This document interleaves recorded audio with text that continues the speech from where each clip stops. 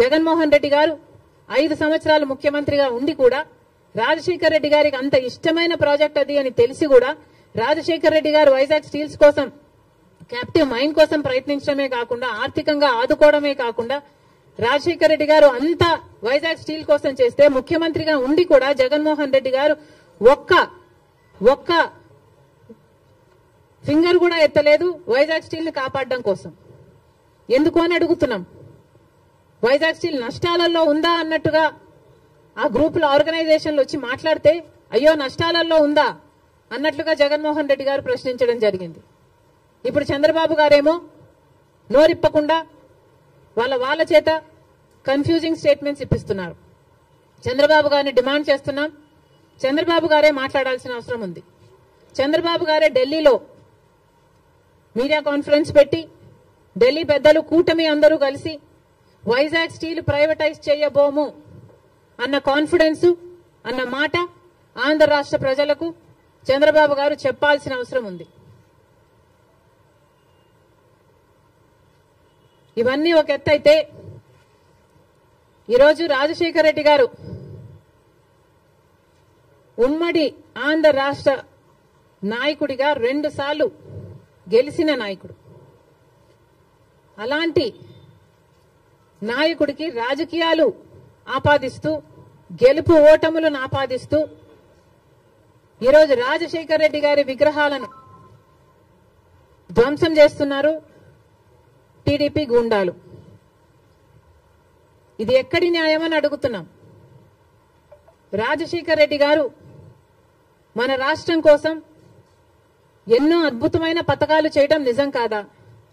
మన రాష్ట్ర ప్రజల కోసం తాను బతికినంత కాలం సేవలు చేస్తూ పోరాటాలు చేస్తూ బతకడమే కాకుండా చచ్చిపోయేటప్పుడు కూడా ఆఖరికి రచ్చబండకని వెళ్లి ప్రజల కోసం తప్పించి చనిపోయిన మాట వాస్తవం కాదా? మరి అలాంటప్పుడు అంత పెద్ద మనిషి అంత మంచి మనిషి అయిన రాజశేఖర్ రెడ్డి గారి విగ్రహాల జోలికి తెలుగుదేశం పార్టీ వాళ్ళు ఎందుకు వెళ్తున్నారో చంద్రబాబు గారు వాళ్ళ నాయకులు సమాధానం చెప్పాలి. రాజశేఖర్ రెడ్డి గారు ఏదో వైసీపీ నాయకుడు అన్నట్టుగా వ్యవహరించడం జరుగుతుంది. వైసీపీ వాళ్ళు హత్యా రాజకీయాలు చేసుండొచ్చు, గుండా రాజకీయాలు చేసుండొచ్చు, కక్ష రాజకీయాలు చేసుండొచ్చు, మేము కాదంటం లేదు. కానీ దానికి రాజశేఖర్ రెడ్డి గారికి ఏమిటి సంబంధం అని అడుగుతున్నాం. వైఎస్ఆర్ సిపి అంటే యువజన శ్రామిక రైతు party. YS Rajasekhar Reddy party కాదది.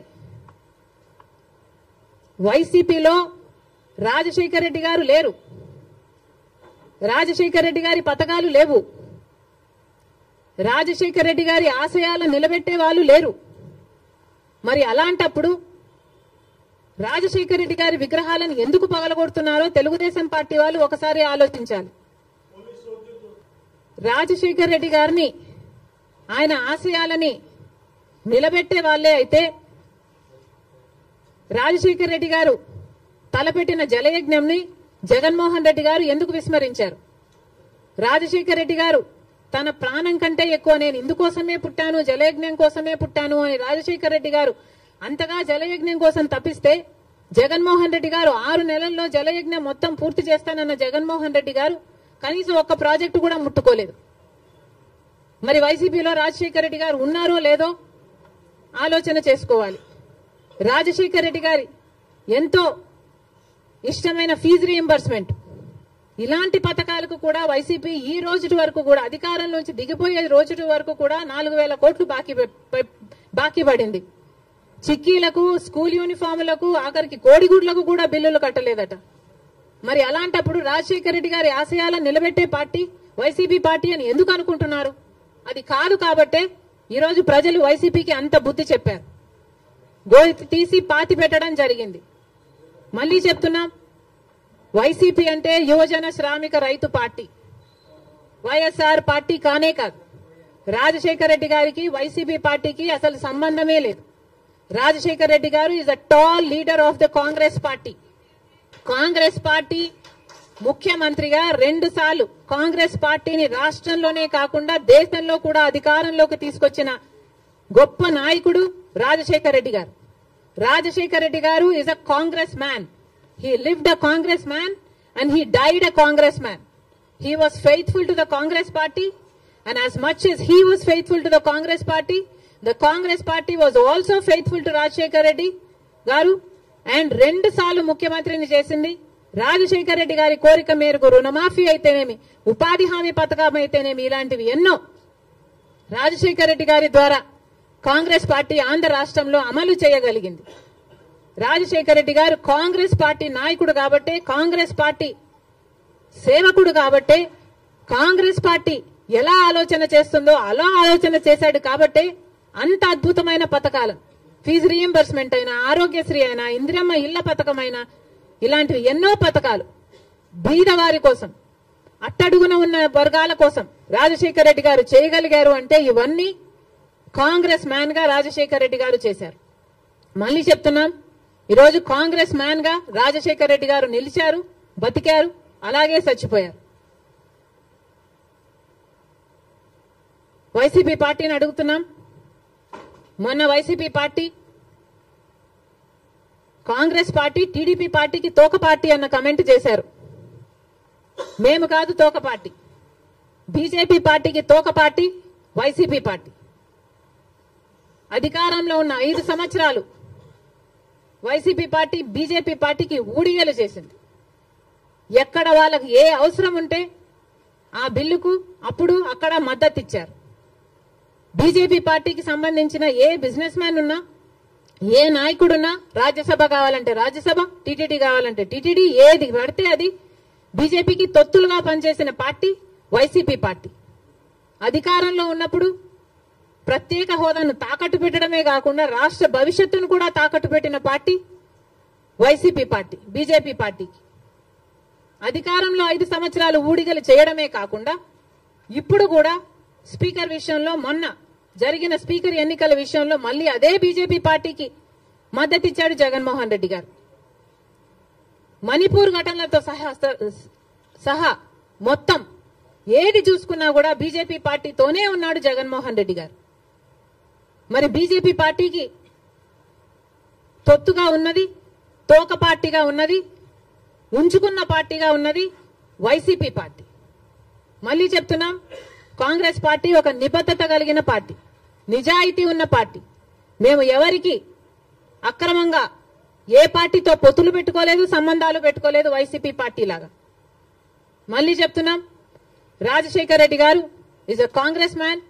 తెలుగుదేశం పార్టీ నాయకుల్ని, కార్యకర్తలకి, అందరికీ కూడా హెచ్చరిస్తున్నాం, రాజశేఖర్ రెడ్డి గారి విగ్రహాల జోలికి వెళ్ళకండి.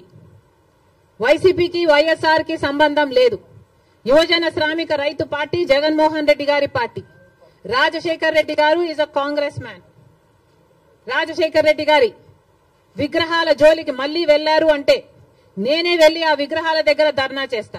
ఏ ఊర్లో మీరు బద్దలు కొడతారో ఆ ఊరికి వచ్చి, ఊరికి వచ్చి నేను ధర్నాలు చేసి మిమ్మల్ని బద్నాం చేస్తాం. అంతేకాదు, మీరు గుర్తుపెట్టుకోవాల్సిన విషయం ఏమిటంటే, ఇదే హత్య రాజకీయాలు, ఇదే కక్ష రాజకీయాలు, ఇదే గుండా రాజకీయాల వల్ల ప్రజలు విసుకెత్తి వైసీపీ పార్టీకి గోయి తీసి పాతి పెట్టడం జరిగింది.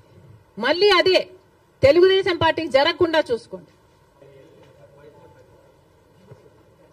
కాదమ్మా, కాంగ్రెస్ పార్టీ ఎవరికి తోక పార్టీగా మేము ఎవరికి ఎప్పుడు వ్యవహరించలేదు కదా. మీరు ఎట్లా నిరూపిస్తారు మేము తోక పార్టీ అని? నేను ఇన్ని ఉదాహరణలు ఇస్తున్నా కదా, జగన్మోహన్ రెడ్డి గారు బీజేపీకి ఎలా తోక పార్టీగా మారారు, ఎలా తోక పార్టీగా ఉన్నారు అని నేను ఇన్ని ఎగ్జాంపుల్స్ ఇచ్చా, ఇన్ని ఇన్స్టెన్సెస్ ఇచ్చా కదా. మణిపూర్ అయితేనేమి, స్పీకర్ అయితేనేమి, మీరు బీజేపీ పార్టీ వాళ్ళకి అధికారం ఇవ్వడం అయితేనేమి, మీరు అధికారంలో ఉన్నప్పుడు వాళ్ళు బిజినెస్ లీడర్ అయితేనేమి, ఇవన్నీ మేము చెప్తున్నాం. మీరు నిరూపించండి. కాంగ్రెస్ పార్టీ ఎక్కడ తెలుగుదేశం పార్టీకి తోక పార్టీగా ఉన్నారు? ఒక్క చోట అంటే ఒక్క చోట కూడా మేము బీజేపీ పార్టీకి కానీ, తెలుగుదేశం పార్టీకి కానీ, పవన్ కళ్యాణ్ పార్టీతో గాని మాకు ఎటువంటి, వైసీపీ పార్టీతో కూడా ఎటువంటి సంబంధాలు లేవు. Congress party is the only opposition in the state of Andhra Pradesh. Because ఒక పక్క బీజేపీ పార్టీ ఉంది, ఆ బీజేపీ పార్టీతోనే కలిసి ఉన్నారు తెలుగుదేశం పార్టీ అయినా, వైసీపీ పార్టీ అయినా, జనసేన పార్టీ అయినా. బీజేపీ పార్టీ ఆంధ్ర రాష్ట్రంలో ఈ రోజు వరకు కూడా రాజ్యం ఏలుతుంది. కారణం ఏమిటి అంటే, బీజేపీకి అర్థం ఆంధ్రప్రదేశ్ లో బాబు, జగన్, పవన్ కాబట్టి. వీళ్ళలో ఏ ఒక్కరు అధికారంలో ఉన్నా బీజేపీ పార్టీ అధికారంలో ఉన్నట్టే. ఎందుకంటే బీజేపీ పార్టీతో వీళ్ళు పొత్తులు పెట్టుకున్న పార్టీలు. ఒకరు సక్రమంగా పెట్టుకుంటే ఇంకొకరు అక్రమంగా పెట్టుకున్న పార్టీలు, అంతే తేడా. ఒకరు బహిరంగంగా పెట్టుకుంటే ఇంకొకరు రహస్యంగా పెట్టుకున్నారు, అంతే తేడా. కానీ ఆ మొత్తం బీజేపీతోనే ఉన్నారు. జగన్మోహన్ రెడ్డి గారైనా, చంద్రబాబు గారైనా, జనసేన పవన్ కళ్యాణ్ గారైనా. ఒక్క కాంగ్రెస్ పార్టీ మాత్రమే ప్రజల పక్షాన నిలబడింది, ప్రతిపక్షంలో నిలబడిన పార్టీ ఈ రోజు ఆంధ్ర రాష్ట్రంలో.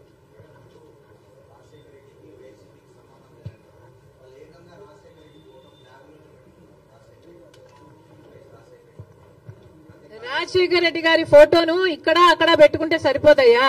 ఇక్కడ ఉండాలి.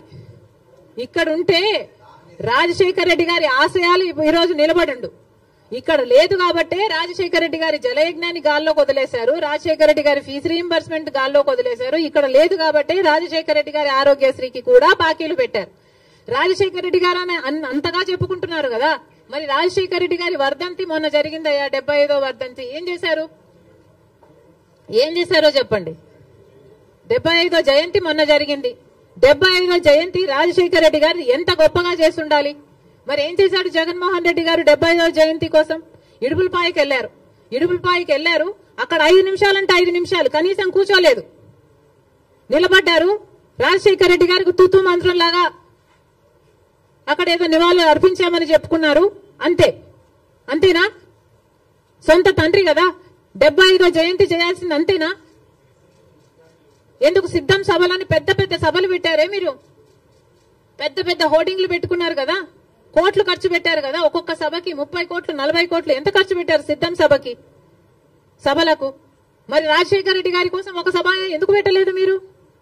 75వ జయంతి కోసం కనీసం ఒక సభ పెట్టడం కాదు కదా, కనీసం వైసీపీ నాయకులు కార్యకర్తలైనా కలిసి నివాళులు అర్పించారా? ఏం చేశారు మీరు?